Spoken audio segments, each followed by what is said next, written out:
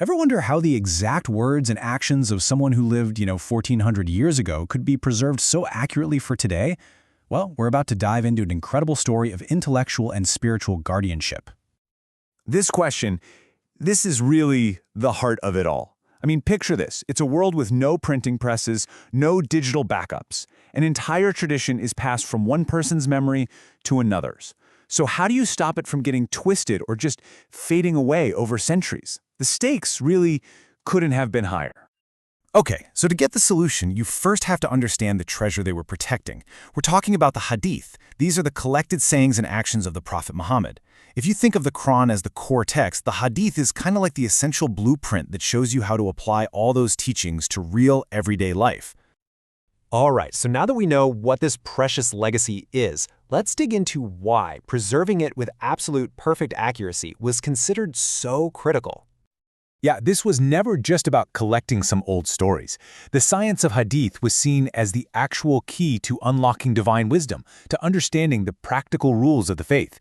To lose the Hadith or to let it get corrupted would be like losing the instruction manual for that blueprint we just mentioned. So who could possibly take on a job this huge? It wasn't some government body or an official institution. Nope. It was a group of incredibly dedicated scholars, the heirs of the prophets, and they were driven by this profound sense of sacred duty. These individuals were the religious scholars, but they weren't just academics sitting in a library. They saw themselves as torchbearers, and they poured their entire lives into this one single, massive task of preservation. And this saying, wow, it just gets right to the heart of what drove them. It perfectly frames their purpose. See, they weren't chasing money or status. Their inheritance wasn't going to be gold coins or property. It was knowledge itself, this abundant portion that they believed was infinitely more valuable. So how'd they do it? How do you separate fact from fiction over hundreds of years? Well, it sure wasn't guesswork. It was a rigorous, systematic method, a true science of authenticity. The process was, honestly, nothing short of forensic. It was like intellectual detective work. Sure, it started with narration, just passing the stories on, but then the real work began. They'd analyze the strength of a hadith.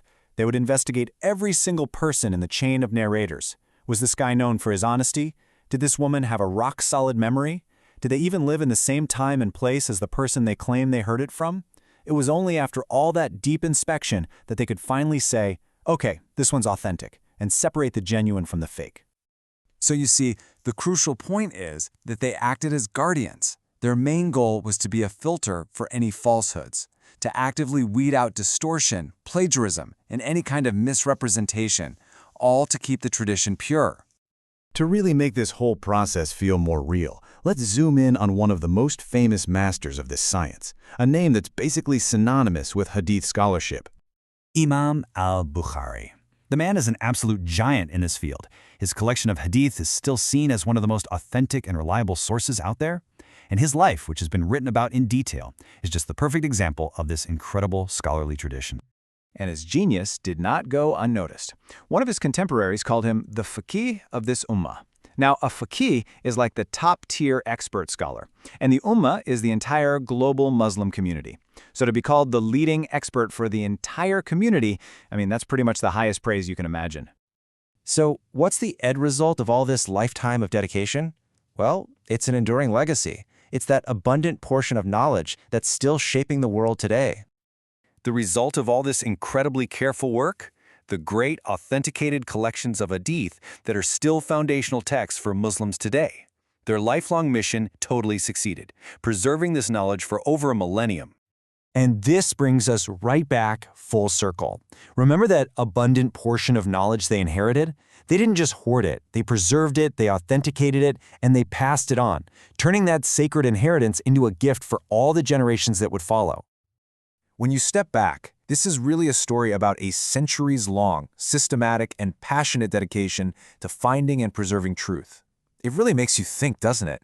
In our own age of constant misinformation and so-called fake news, what can we learn from this profound historical commitment to getting the story right?